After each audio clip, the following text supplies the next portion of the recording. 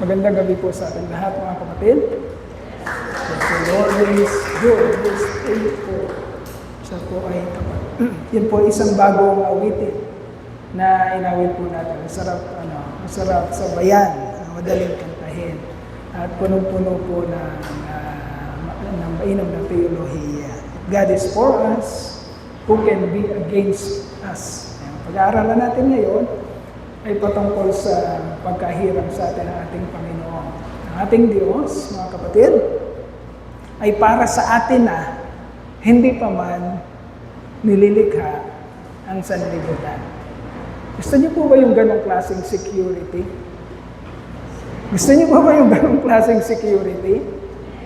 Ang Diyos ay para sa iyo na hindi pa man nililikha ang sanlibutan. Ayun tayo, mga kapatid. Hindi po natin guni-guni yun. Hindi po yun idea ng ating mga isipan. Hindi yun guni-guni natin. Yan po ang nakasulat na katotohanan. Ang may sabi po noon ay hindi tao. Ang may sabi po noon ay ang ating Panginoon, ang ating Diyos. At yun po ang pag-aaralan natin sa aklat ng Ephesians in English, chapter 1, verses 3 to 14. Pakita nito kung paanong ang ating Diyos ay pinili ka na.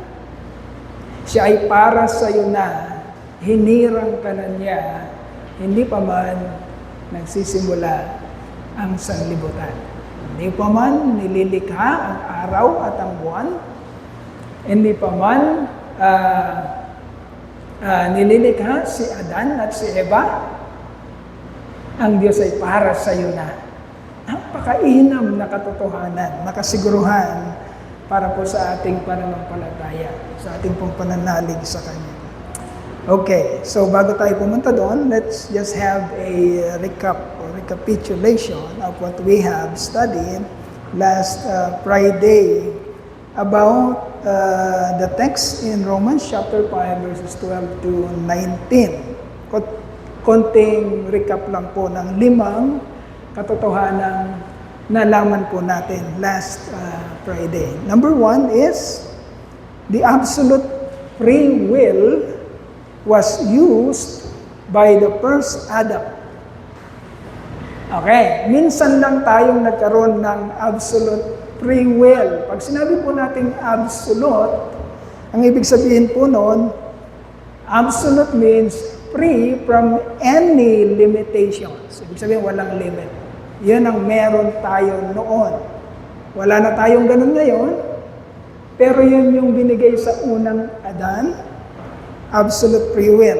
Free from any limitations. Absolute means total. Absolute means complete.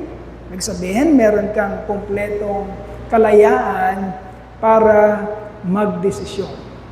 Yun ang meron ang unang ninuno nating si Adan.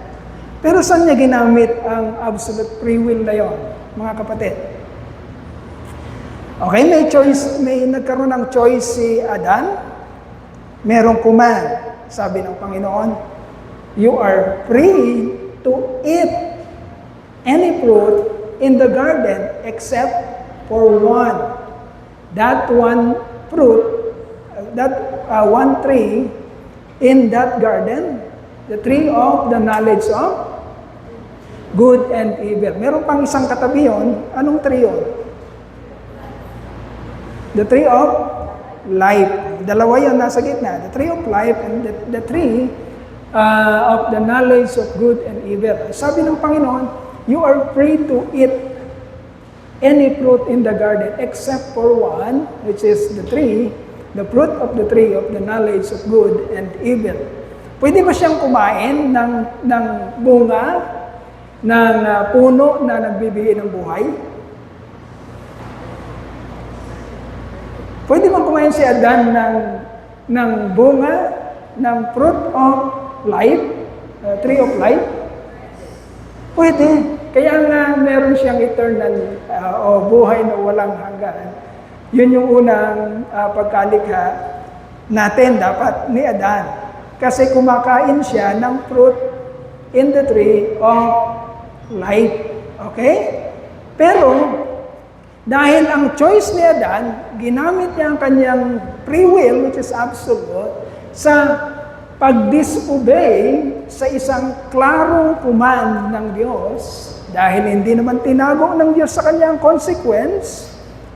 Kung kakain siya noon, sinabi na ng Diyos, huwag mo kainin yan. Kapag kinain mo yan, ikaw ay mamamatay. Hindi naman tinago ng Diyos. Ibig sabihin, napakaklaro ng utos ng Diyos. Listen very carefully. Do not be disturbed. Do not be distracted. Okay, napakahalaga nito. Kasi ito yung mga kapatid, ito yung pang-araw-araw natin. We have to make a decision minu-minuto, oras-oras sa ating buhay. At ang bawat desisyon natin, mga kapatid, ay nakakaapekto o nagkakaroon ng consequence sa magiging takbo ng iyong buhay. Tandaan mo yan. Okay? So, importanteng makita natin ano ba yung mga klaro na mga utos na hindi naman tinatago ng Diyos ang magiging resulta, pero pinipili pa rin natin na i-disobey yung mga command na yon. Ano ang consequence? Kagaya ng nangyari kay Adan, na meron siyang kalayaang magdesisyon, pero pinili niya na i-disobey or hindi sundin ang isang klarong utos. Anong nangyari sa kanya? Nagsinungaling ba ang Diyos nung sinuway ni Adan ang isang klarong utos? Hindi siya nagsinungaling. Nung sinabi ng Diyos na, pag kinain mo yan, tepok ka, patay ka. Nagsinungaling ba ang Diyos? Hindi siya nagsinungaling. Ginawa nga niya kung ano ang sinabi niya sa kanyang inutos. Pag kinain mo yan, patay ka. At ganun nga ang nangyari kay Adan. At ganun din ang nangyari sa lahat ng inapo ni Adan. Tayong lahat. Patay tayo. Listen very carefully. Walang ni isa mang hindi patay. Lahat ng inanak at inapo ni Adan ay patay nga lahat. Mamamatay physically at immediately patay spiritually. So we are practically walking dead. Okay? Naglalakad tayo buhay physically. Listen very carefully. Naglalakad tayo, buhay tayo physically, pero spiritually dead. So we are walking dead. Physically alive, spiritually dead. Okay? So, yung sumunod nating will, ngayon nakakapag-desisyon tayo, di ba? Akala natin, ang pagdedesisyon natin ay malaya. Okay? Akala ng mga tao, nakita ko kanina, piyesta ng, ano yung nandun sa itaas? Binulo. Nakita ko sa highway, haba ng pila nila. Tindi ng mga sayaw nila. Ano yung tawag sa mga ano na yun? Pag hawak mo ang, yung gano'n. Ano yung tawag sa ano na sayaw nila? Karakol. Nagkakarakol sila. They are making decisions. Okay? Listen very carefully. Baka kasi akala natin, porque nandito tayo sa Christian church, ay hindi na tayo gumagawa ng mga bagay na pang-occultic. O pwede nating sabihin pang-kulto. Baka akala natin. Dahil kinakapos tayo sa katotohanan, akala natin, yung mga napapanood natin, masaya, maganda, gaya-gaya tayo. Okay? So, they are making decisions. And their decisions, mga kapatid, nakatingin ng Diyos. Tinitingnan tayo. Lahat ng desisyon natin, lahat ng gawa natin, lahat ng kilos natin, hindi sinasabi ng Diyos, sandali lang, pahinga muna ako, napapagod na ako sa katitingin dito sa isang to. No. Hindi napapagod ng Diyos sa pagtingin sa atin. Ang buong panahon at mata ng Diyos, Because our God is omnipresent God, omniscient God, omnipotent God, all-knowing, almighty, all-present. Wala kang takas sa Kanya. Hindi ka makakatakas sa Kanya.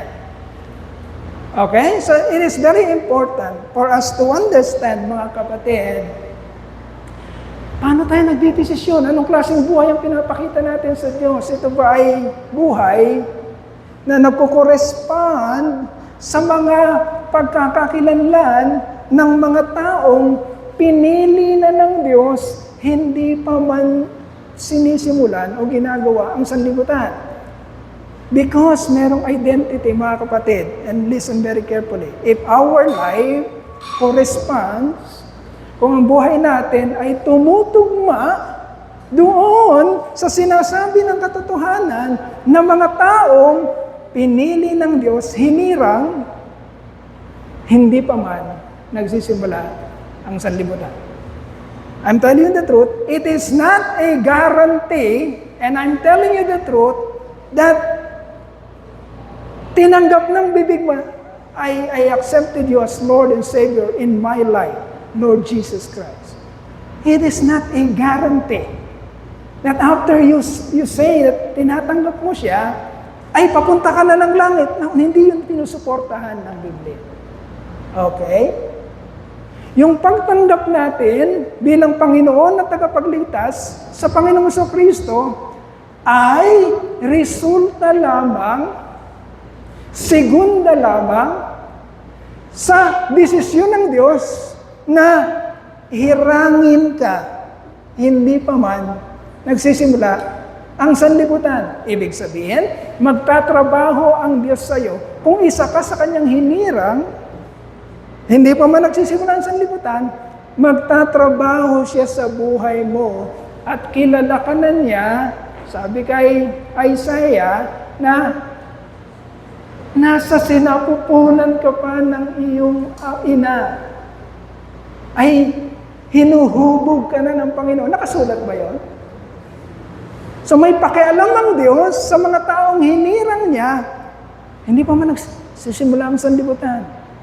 Tatrabahuin niya yon hanggang dumating yung pagkakataon na makikilala nga ng mga taong ito ang sentro ng kanilang buhay. Sino siya? Si Jesucristo.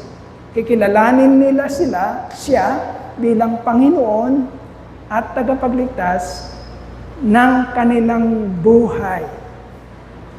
Okay? Ngunit nung bumagsak ang tao sa kasalanan, namatay ang kanilang spirito, wala na sila ngayong kakayanang bumalik sa Diyos. Okay?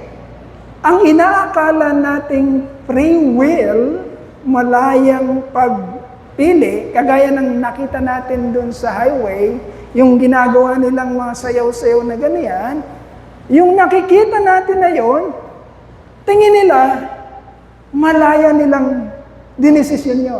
Sasayaw ako sa karakol, magwawala ako doon, iinom muna ako, paglasing na ako, bahala na. Sayaw-sayaw na ako, magpapakitang gilas na ako sa madlang people. That is a decision. Decision nila yon. Akala nila, yun ay malaya o free will. Pero yun ay impluensya ng sinasabi ng Biblia, sino may impluensya nun sa kanila? Force of darkness or Lucifer, and now we are calling him Satan, the devil. Okay?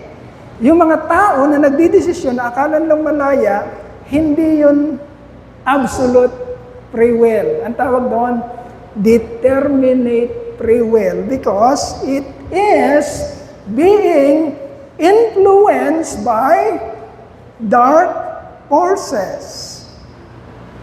Okay? Yun ang naging impluensya. Hindi yun absolute. Kundi nai-impluensyahan na ng kanilang depraved state or depraved mind. Okay. Nung dumating na ang panahon, sapagkat ang mga taong hinirang ng Diyos, listen very carefully, sundan yung mabuti.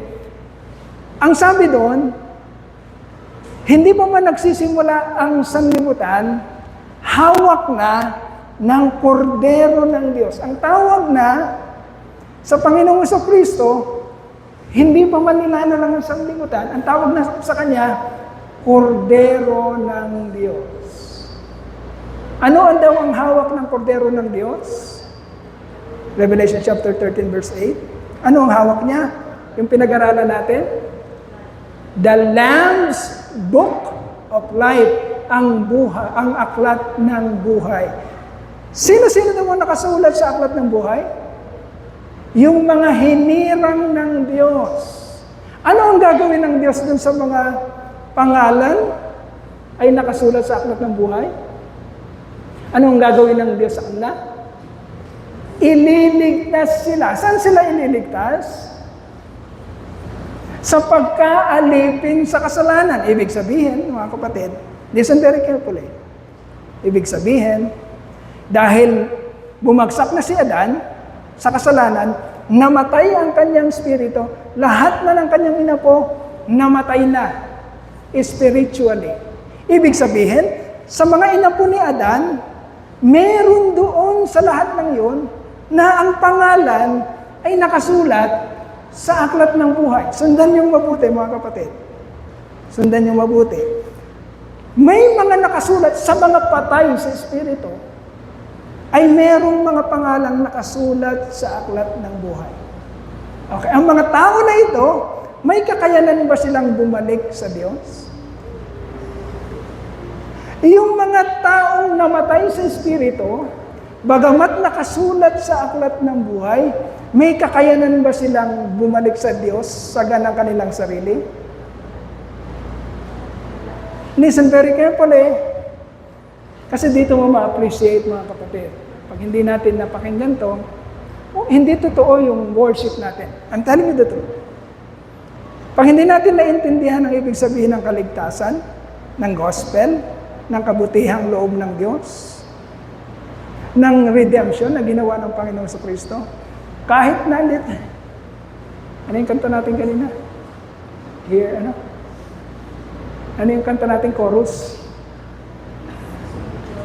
Sing with joy now, our God is for us.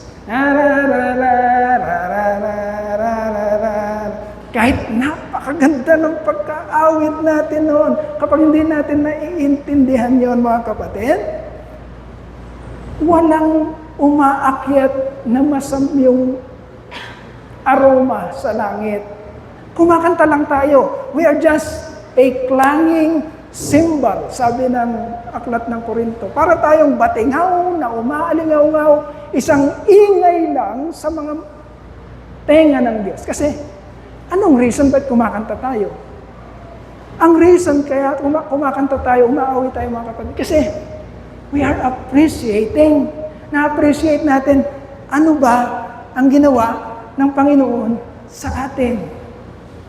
Niligtas niya tayo kahit hindi tayo kaligtas-ligtas. Niligtas niya tayo kahit hindi kakarapat-dapat. Naging matapat ang Diyos sa kanyang pangako. Na ano ang pangako niya? Na ang mga pangalang isinulat niya sa aklat ng buhay, isang araw, bibisitahin niya sa takdang panahon at gigisingin niya ang kanilang espiritu. That is the born-again experience, mga kapatid. Gigisingin niya ang espiritu para pag may na buhay, born again, na buhay na espiritu doon, yun na ang magkakaroon ng kamalayan at unti-unting lalago at lalaki, isang araw tatawag sa kanyang Abba, Father. Yun ang makaka-recognize na may Diyos. Without that born-again experience, my dear brethren, isa tayo dun sa hawak mo ang beat. Isa tayo doon. Sa mga karakol. Kapag hindi binuhay ang Espiritu. At pakiramdam mo, dahil meron kang rebulto sa harapan, pakiramdam mo, you are doing something extraordinary pagsamba doon sa sinasayaw mong rebulto. I'm telling you the truth. That is an abomination sa harapan ng Panginoon. Hindi makatingin ang Diyos sa ganon. Nandun ang puot niya, mga kapatid. Nandun ang puot niya. Bakit? Ano ang rule number 2 sa Ten Commandments? Anong rule number 2 sa Ten Commandments? Do not make for yourself any idols, graven images na inukit sa bato o inukit sa kahoy or nililok sa mga bato. Rule number 2. Pero eto ka, akala mo may ginagawa kang maganda para sa Panginoon, lasing ka, hindi ng Espiritu, kundi lasing ka saan? Sa alak. At magsusuot ka ng, ang tawag sa short na yun, ng mga babae.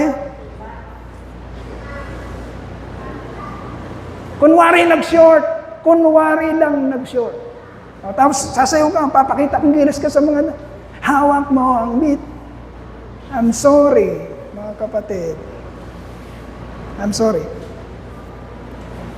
Iyon ang nangyayari doon sa mga kulang sa pagkakilala sinong Diyos. Kulang din sa pagkaunawa, sino ba ako? Who am I? Sino ko? Ano bang dapat nakikita sa akin? Okay? So, mula doon sa ganung kalagayan, of which, mga kapatid, ako, si Pastor Doy, hindi naman ako lasinggero, hindi naman ako naninigarilyo. Pero nung hindi pa ako Christian, sabongero po si Pastor Doy. From 14 years old to 17 years old, nag-aalaga po ako ng mga panabong na manok.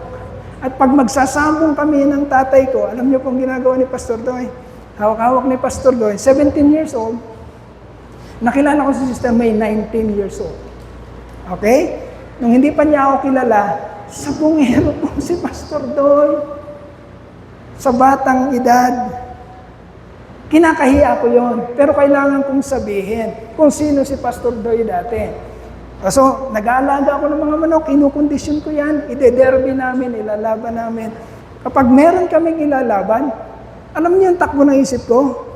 Dahil hindi ko naman naiintindihan, patay ang spirito ko. Dadaling ko si manok, dadaling ko sa altar.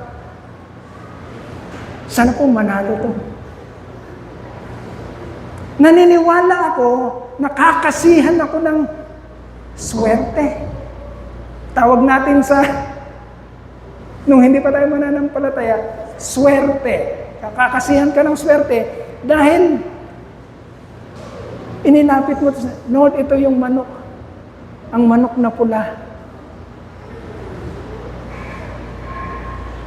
Iyon si Pastor Doy. Sino magliligtas sa akin sa ganong kalagayan?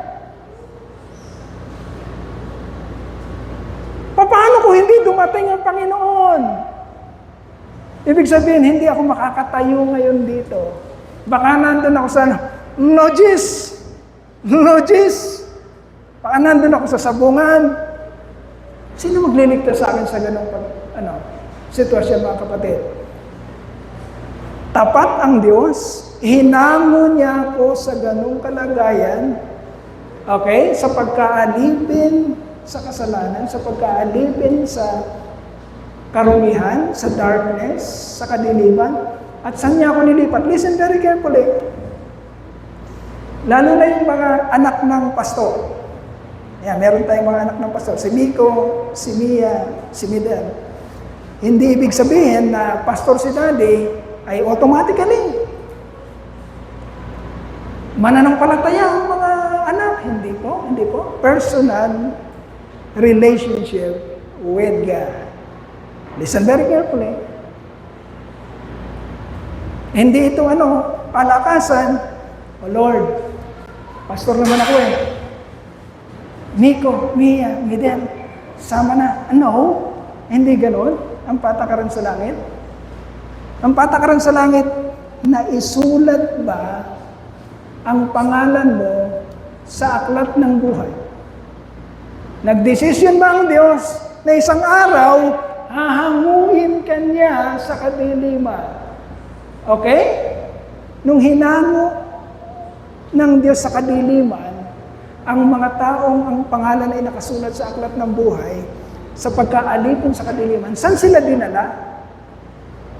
Saan sila dinala? Nung hinango ng Diyos, inagaw sa kadiliman. Saan dinala ng Diyos? Sabi ng Biblia, na napag-aralan natin sa Korinto. Saan? Sa pagkaalipin saan? Sa katuwiran. From slavery to sin to slavery to righteousness. Ibig sabihin, hindi ka na nagkakarakol ngayon. Hindi na yon ang pagkaalipin mo. Saan ka na alipin ngayon? Alipin ka na ng worship. Ng tunay na pagpupuri sa espiritu at katotohanan na hindi mo nagagawa noon. Okay. Ano yung will mo ngayon? Is it absolute or determinate? Determinate. Dahil ang nag-uudyok sa'yo na makapag-desisyon ka papunta sa Diyos ay hindi naman talaga ang sinful nature mo, kundi ang banal na espiritong sumasama, nakikipamuhay, namamahay sa iyong pagkatao. Okay? Kung wala yung espiritu na yon, mga kapatid, listen very carefully. Kung wala yung espiritu, banal na espiritu na yon, nasan ka? Nandun ka sa dati mong pagkatao. Kaya importante na pag sinasabi mong Kristiyano ka, importante na nakikita mo ang sarili mo, wala ka na dito. Importante nakikita mo ang sarili mo, nandito ka, new creation ka. Bakit pinag-uusapan natin? Ay marami kasi. Ano ngayon? Tapos na ba yung yung sagala? Tapos na ba sagala? Ala ng sagala? Meron pa? Maraming Kristiyano. Okay. Ako'y nalulungkot. Maraming Kristiyano. Aba! Rumarampa. Sagala. Reyna. Elena. I'm sorry. I'm sorry mga kapatid I'm sorry. Sabihin lang natin para maligtas tayo sa kadiliman. Kristiyano ka na, kapatid. Hindi ka pwedeng, sa mga lalaki, hindi ka pwedeng Constantino. Hindi ka pwedeng Constantino. Sa mga babae, hindi ka pwedeng Reyna, Elena. Ikaw ay tagasunod na ni Kristo. Okay? Baka kasi, marami tayong young people, magaganda Okay? Baka, uy, maganda ka. Baka mahikayat ka. Ikaw maganda ka. Hindi ito bias Si Mia, nung dalaga, kasi pangit na ngayon si Mia. Nung dalaga siya, abay pinagpipilitan na taon-taon na lang.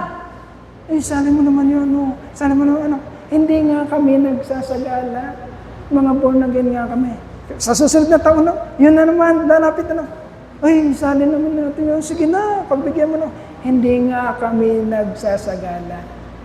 Born again nga kami. Ito na naman, pangatlong taon. Sige na, last na to. Ikaw naman, di mo kami mapag... Hindi nga kami nagsasagala. Okay?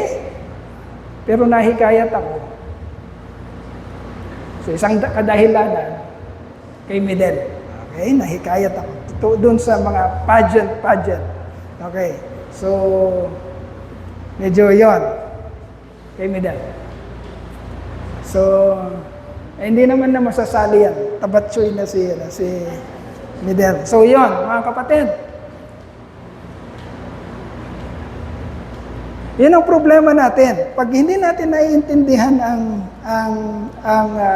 katotohanan, madali tayong magdesisyon. Akala natin okay yung mga desisyon. Akala natin natutuwa ang Diyos. Akala natin okay lang sa Diyos. Hindi po.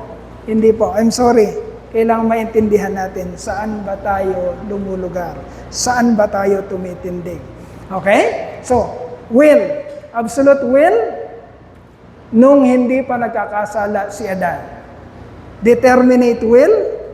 Dahil nung lumagpak na si Adan sa kasalanan, lahat na ng tao, hindi na sila nagdidesisyon based on their absolute will. No, it is determinate. Kasi influential na siya ng kadiliman.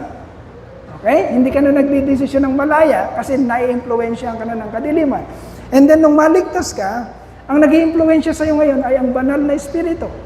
Okay? Ang pagpunta mo sa Diyos, pananatili mo at paninindigan sa Diyos, ay hindi lang dahil gusto mo at kayang-kaya mong sumunod sa Diyos, ito ay determinate dahil influential ang banal na espiritu sa buhay mo. So once lang natin nagamit ang ating absolute will. At ito ay nung panahon ni Adan, never na natin magagamit ulit.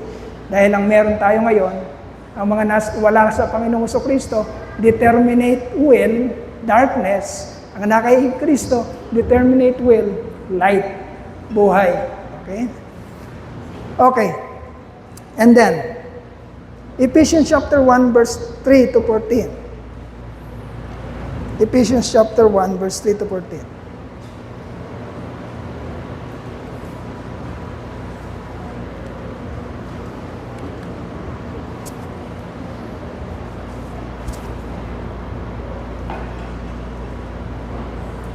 Yan, pag-aaralan natin ngayon. Redemption plan of God before creation. The question we will ask for tonight is, when did God intend or plan to save or redeem you? When did God intend or plan to save or redeem you? Kailan nagkaroon ng intensyon at plano ang Diyos na iligtas ka o tubusin ka? Kailan? Ayan. Ayan na, kailangan anong-ano na natin, kabisado na natin. Pakinggan mabuti. Ang Diyos hindi na sorpresa. Ang ating Diyos hindi na sorpresa na nung gawin niya ang tao, o lalangin niya ang tao, ay nasorpresa siya na, ay magkakasala pala. Dahil nagkasala, kailangan ko tuloy magplano paano ko siya ililigtas. Hindi ganun ang istorya sa Biblia. Hindi na surprise ang Diyos na nagkasala ang tao. Alam na natin, inuugat-ugat natin ngayon.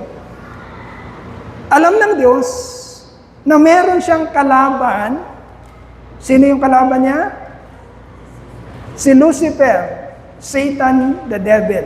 Kaya inuna natin pag-aralan yun, para ipakita na ang kasalanan ay hindi naman talaga galing sa tao. Saan galing ang kasalanan? Doon sa kalaban ng Diyos. Ang kalaban ng Diyos na si Lucifer ay nandiyan na, hindi pa man nagsisimula ang sanlibutan. Kailangan mapagdugtong-dugtong natin yan sa ating isipan. Si Lucifer ay nandiyan na. Napag-aralan natin nung mga nakakaraan, hindi pa man nagsisimula ang sanlibutan. Okay? Dahil ang sinabi sa Genesis, ang unang nilalang ay heavens before earth. Ibig sabihin, yung heavenly hosts ay present na bago pa man likhain ang sanlibutan. Sa panahong nandyan yung mga anghel, pero wala pa ang mga tao, pinag-aralan natin na merong nakita ang Diyos saan? Sa puso ni Lucifer. Wala pang mga tao nun ha.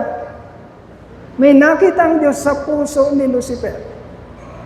Merong sinasabi si Lucifer sa kanyang puso na napag-aralan natin sa Ezekiel at Isaiah na sinasabing, magiging Diyos ako. Papantay ako sa Diyos. Magiging trono ko ang pinakamataas. Nakita ng Diyos yon sa puso ni Lucifer. Sino pang ibang nakakakita? Bukod sa Diyos, sino pang iba?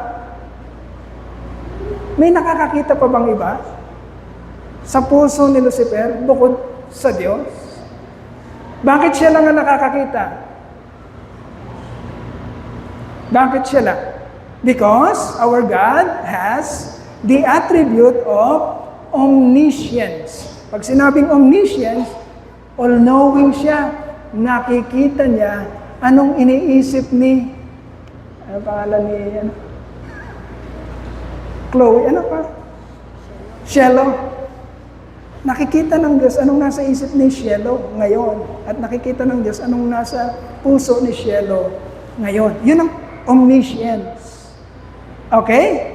And our God, alam niya lahat. Simultaneously, basa niya ang isip ni Midel, ni Mia, and ni Badet, and ni Kyle, at the same time, basa niya lahat ng isip natin at hindi siya nalilito. Ganon ang ating Diyos. Walang ibang nakakita kung anong laman ng isipan at ng puso ni Lucifer, kundi ang Diyos. Okay? Pwedeng husgahan ng Diyos right then and there. Si Lucifer. Pwede niyang husgahan. Pwede niyang, may nakita ako dito, walang mangyayaring mabuti dito, papatayin ko na to ngayon. Pwedeng gawin ng Diyos yun. Walang makakakontra sa Kanya, walang aangal sa Kanya. Bakit?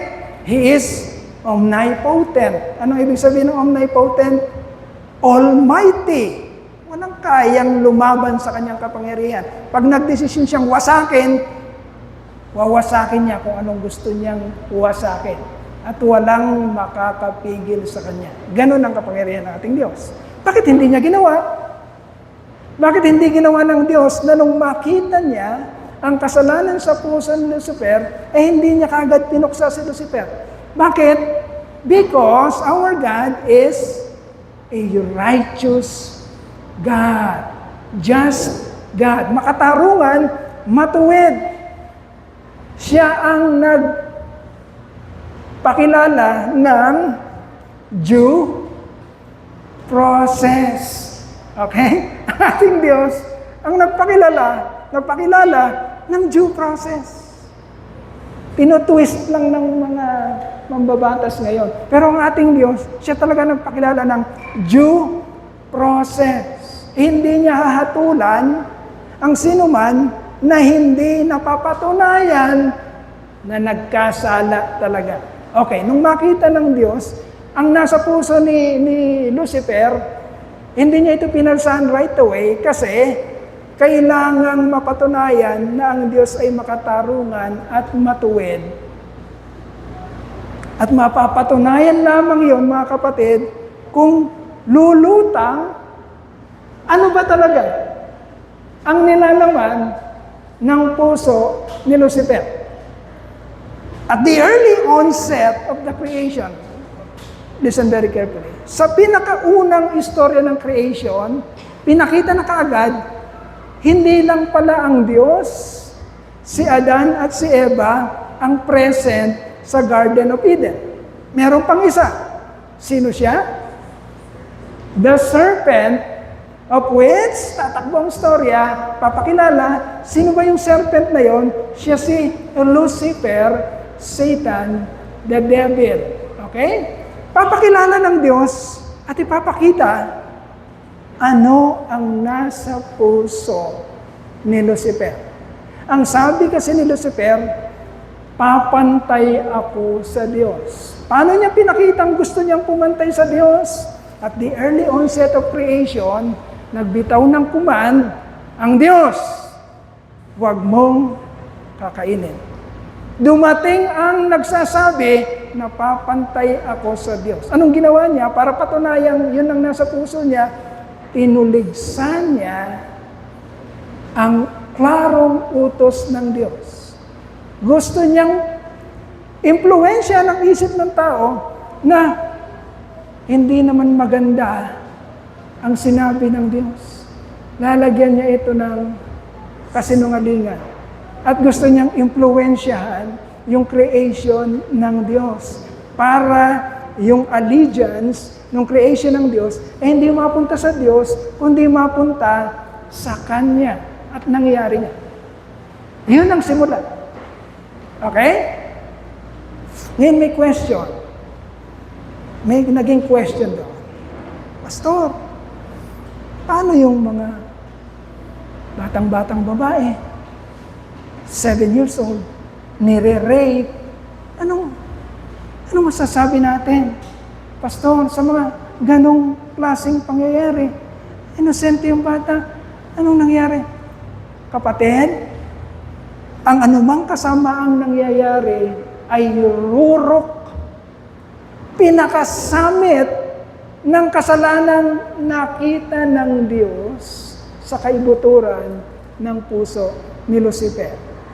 The more wicked the man become, mga kapatid, the men become, kung gaano sila katindi sa pagkakasala, ay nagpapaliwanag lang o nagpapakilala lang na kung ganong kasamaan ang nakita ng Diyos sa kaibuturan ng puso ni Lucifer.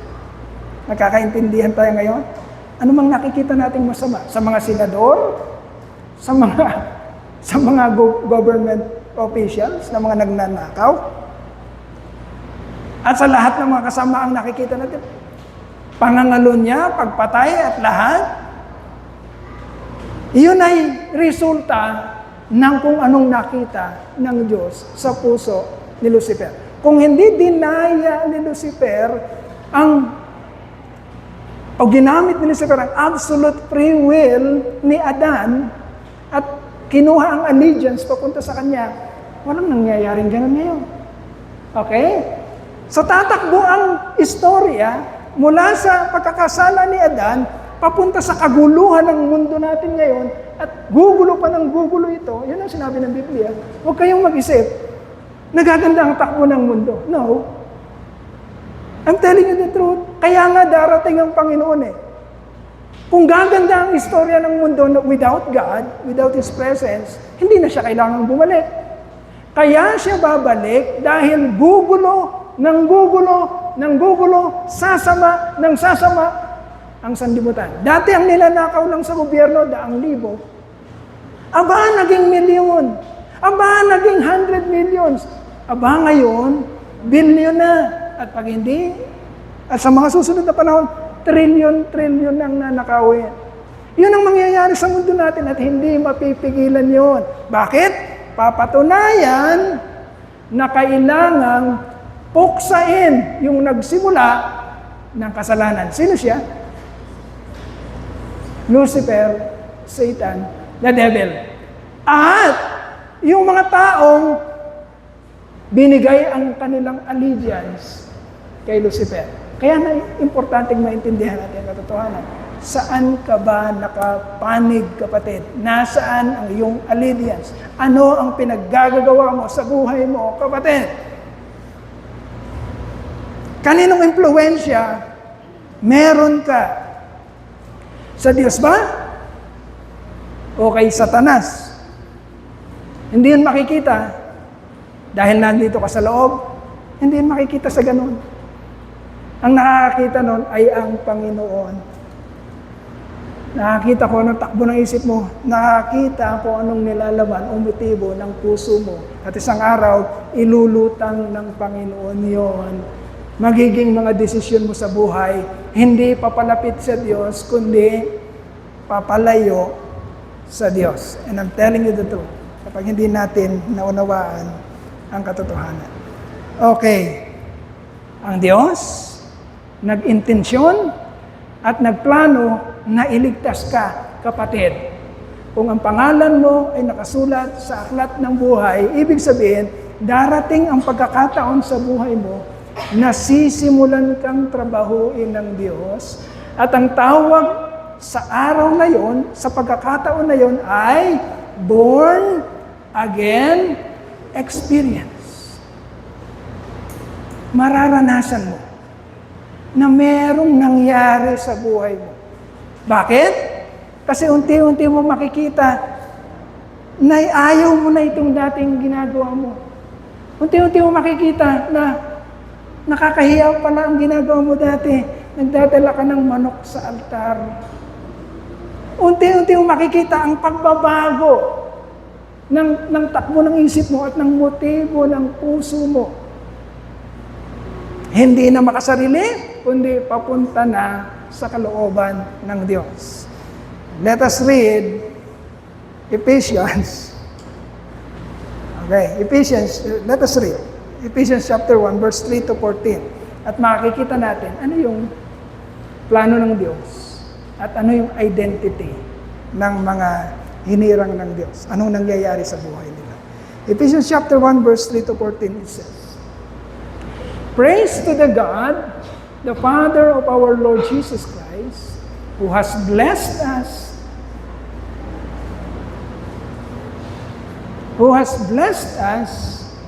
in the heavenly realms with every spiritual blessing in Christ. For He chose us in Him before the creation of the world to be holy and blameless in His sight. In love, He predestined us to be adopted as His sons through Jesus Christ. Listen very carefully, young people. In accordance with His pleasure and will, to the praise of His glorious grace, which He has freely given us in the one He loves. In Him, we have redemption through His blood, the forgiveness of our sins, in accordance with the riches of God's grace that He lavished upon us. He lavished on us with all wisdom and understanding. And He made known to us the mystery of His will, according to His good pleasure, which He purposed in Christ to be put into effect when the time will have reached their fulfillment, to bring all things in heaven and on earth together under one head, even Christ.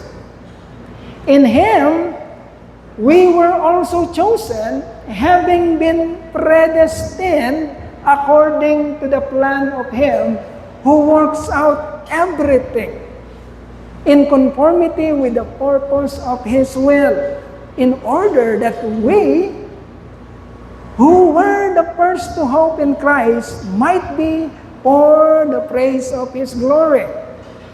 And you also were included in Christ when you heard the word of truth, the gospel of your salvation. Having believed, you were marked in Him with a seal, the promised Holy Spirit. Listen very carefully. Who is a deposit guaranteeing our inheritance until the redemption of those who are God's possession, to the praise of His glory. Okay. Wala kang makikita sa Biblia na very, ang tawag dito, clear, na plano ng Diyos kung paano niya tayo ililigtas at inililigtas, maliban sa nasulat dyan sa chapter na yan. Kung makikita nyo, listen very carefully, kung makikita nyo, sinimulan ng Diyos ang istorya, hindi pa man nagsisimula ang sanlibutan. Sinabi na niya, eto ang gagawin ko. Eto ang plano ko at pinlano ko to, inisip ko na to, hindi ko pa man sinisimulang likhain ang sanlibutan. At ang plano na yon ay para sa mga hinirang o pinili ng Diyos, mga taong dadalhin niya sa kanyang kaluwalhatian. Hindi ito idea ng tao. Hindi ito guni-guni ni Pastor Doy o guni-guni ng sino bang nagmamarunong. Ito ay direkta at klarong sinasabi sa banal na kasulatan, sa mga salita ng Diyos. Namely, Ephesians chapter 1, verses 3 to 14. At pinapakita dito mga kapatid, sino o ano ang pagkakakilanlan, listen very carefully, kasi titignan mo ang sarili mo.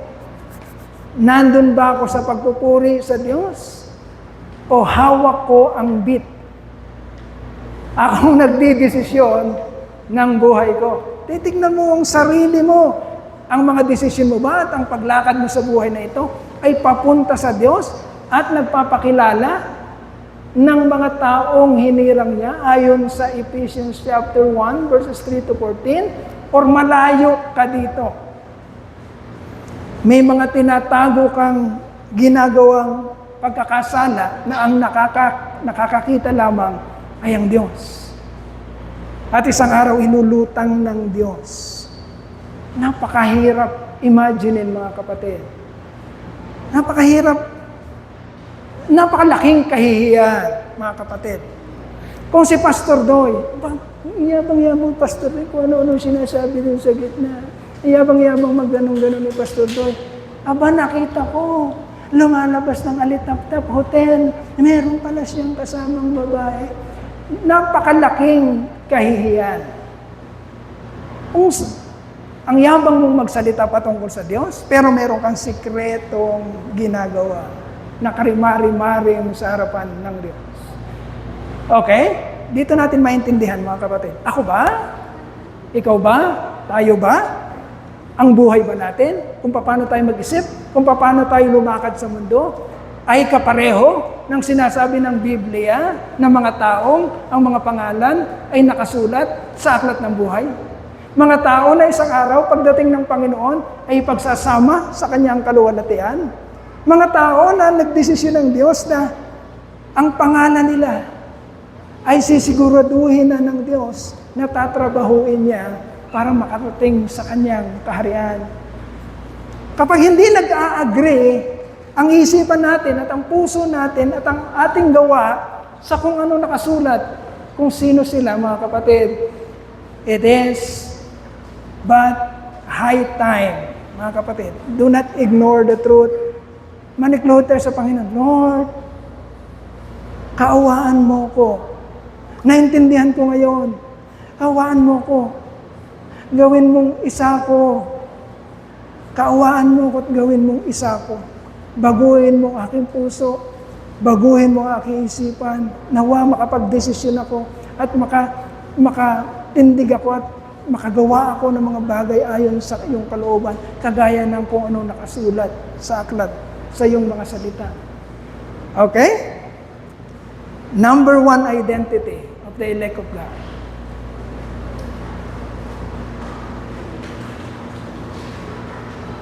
Number one identity. Yan. Sabi sa verse 3, you are blessed with all spiritual blessings in Christ. Or you are a beneficiary of Christ's finished work. Okay, ano ibig sabihin yan, mga kapatid? Kung ang pangalan mo ay nakasulat sa aklat ng buhay, tatrabahuin ka ng Panginoon. Okay? Ipo-provide ng Panginoon ang lahat ng iyong pangangailangan para makatindig ka ng matatag sa iyong pananampalataya sa Panginoong Jesucristo.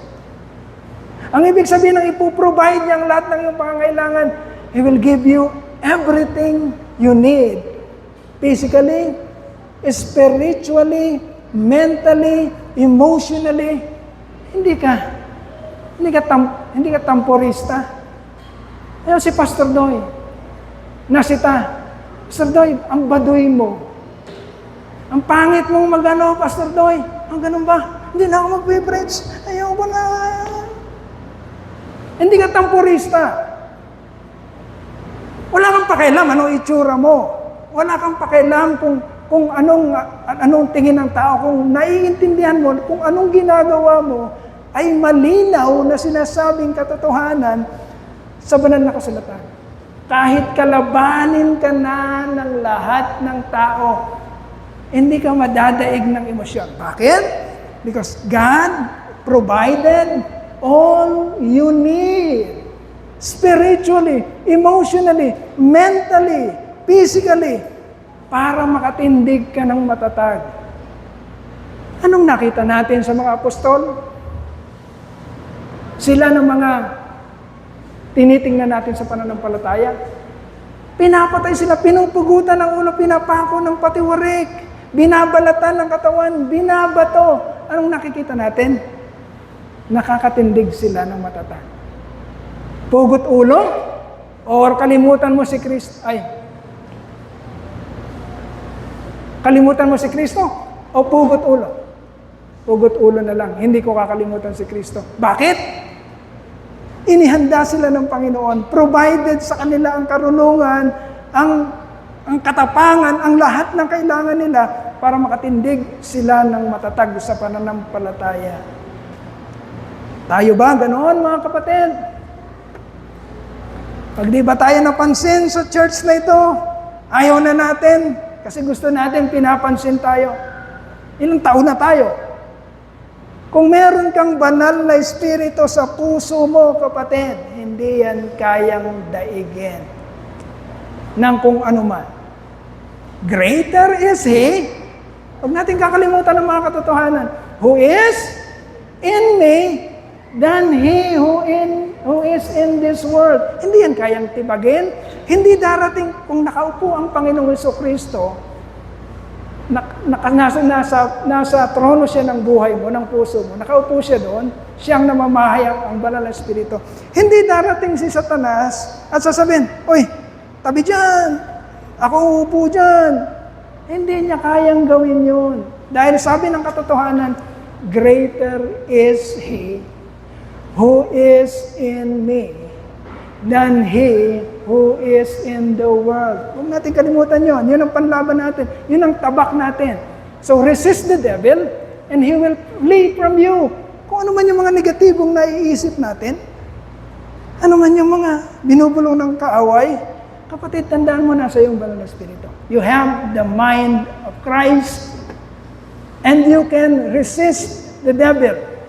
Pinakita na sa atin yan nung mga nakaraang Sunday, 3 beses tinempt si Jesus Christ. Ang sagot niya, nasusulat. He resisted the devil and the devil flee from him. Okay? Lumayas sa harapan niya. O ganun din tayo dapat bilang mga anak ng Diyos. Okay? We are blessed with all spiritual blessing in Christ. Kapatid, lahat, kung ikaw ay isang hinirang ng Diyos, lahat ng kailangan mo para manatili kang tapat hanggang wakas ay pinangako na ng Diyos na ibibigay sa iyo. Praise be to God the Father of our Lord Jesus Christ, who has blessed us in the heavenly realm with every spiritual blessings that we need in Christ. Yun ang verse 3. Okay? O, isa na lang. Yung iba sa susunod. Kuha pa tayo ng isa. Ano pang identity ng isang hinirang ng Diyos? Verse 4? Verse 4? Ayan. Ayan. Itong isa pang identity. Marami itong identity pero last muna to. Dahil magkakaroon pa tayo ng groupings. Sabi ng verse 4, "For He chose us in Him before the creation of the world." Pakilagay mo nga muna yung verse 4 para paliwanag lang natin. Verse 4. Ayan yung verse 4. Sabi ng verse 4, "For He chose us in Him," kailan daw? Before the creation of the world. Tandaan mo, hindi ka pinili ng Diyos dahil isang araw, tinanggap mo siya bilang Panginoon at tagapagligtas. Sino nagsabi sa yung gano'n ng, sige na nga, pipiliin ko to, tinanggap niya ako bilang Panginoon at tagapagligtas ng kanyang buhay. Sige, pipiliin na kita. Hindi gano'n ang nakasulat. Ang nakasulat ay, pinili niya tayo, hindi pa man nagsisimula o nilalalang ang sandaigdigan. Okay? Alam na niya kung sino yung sa kanya. Wala pang mundo. Alam na niya. Dahil siya ang pumili kung sino yung para sa kanya. He chose us in Him before the creation of the world. Kaya lang, mga kapatid, listen very carefully. May dahilan, bakit kanya pinili. May gagawin siya sa'yo. Anong gagawin niya? Bakit kanya pinili? Gagawin kanyang holy, and blameless in His sight. Listen very carefully. Ito kasi ang famous. Famous ang tawag dito, na preaching. Ang famous na preaching is, tanggapin mo si Kristo bilang Panginoon at tagapagligtas, okay ka na. Okay ka na. Ligtas ka na. Kahit anong gawin mo sa buhay mo, mambabae ka, ang gantong gawin mo sa buhay mo, magdesisyon ka ng palayo sa Diyos, ligtas ka na, tinanggap mo na siya bilang Panginoon at tagapagligtas. I'm sorry. Walang ganon, mga kapatid. Malinaw ang sinasabi ng katotohanan. Hindi mo pa man siya tinatanggap bilang Panginoon at tagapagligtas. Pinili ka na niya. Pero ang dahilan bakit niya pinili, ang motibo at ang plano niya bakit kanya pinili, kasi gagawin kanyang banal at walang kapintasan, holy and blameless. Pastor, ang hirap naman na. Ang hirap maging banal at walang kapintasan. Of course. Of course. Kung ikaw, kung mag-isa ka, mahirap yon. Pero merong magmo-mold sa'yo. Remember? The potter and the clay. Yung parable ng potter and clay. Okay? Ang tawag dito, yung putik, hindi niya kayang gawing magandang itsura ang kanyang sarili. Nakakita na ba kayo ng putik? Na pangit na putik, biglang umakyat sa lamesa yung putik at ginawa niyang maganda ang kanyang. Walang putik na kayang gawin ang sarili niya na maganda. Paano gaganda ang putik? Kailangang damputin siya sa karumihan, nino, ng patter, ng maglililo. Yung putik walang magagawa, pero dadamputin ka nga mula sa karumihan ng patter, ilalagay sa lamesa, sa gawaan, at sisimulan niyang baguhin, gawing maganda. May plano ang Diyos sa iyo, kapatid. Hindi lang para, tinanggap mo na ako, ligtas ka na. Sige, magbabae ka, ligtas ka na. No. Maraming ganon. Sumikat yung ganong klaseng kaisipan. Hindi yon ang sinasabi ng Biblia. Ang sinasabi ng Biblia, kung hinirang ka ng Diyos, unti-unti kanyang gagawing banal at walang kapintasan. Ganon ba nangyayari sa buhay mo? O kung sino ka noon, hanggang ngayon, kahit na nandito ka, paglabas mo, pag nandun ka sa iyong sariling tahanan, nasa iyong sariling mundo, kapareho ka pa rin ng dati mong pagkatao. Para ka pa rin maruming putik. Parang walang nakikitang pagbabago sa iyo. I'm telling you the truth, kapatid. Magsisimula tayong tignan ng ating sarili. Nangyayari ba sa atin ang plano ng Diyos? Bakit niya isinulat ang ating pangalan sa aklat ng buhay? For He chose us in Him before the creation of the world to be holy and blameless in His sight. Magtatapos muna tayo doon. Yung iba, pag-aaralan natin sa mga susunod. Pasalamat tayo sa Panginoon. Let us pray.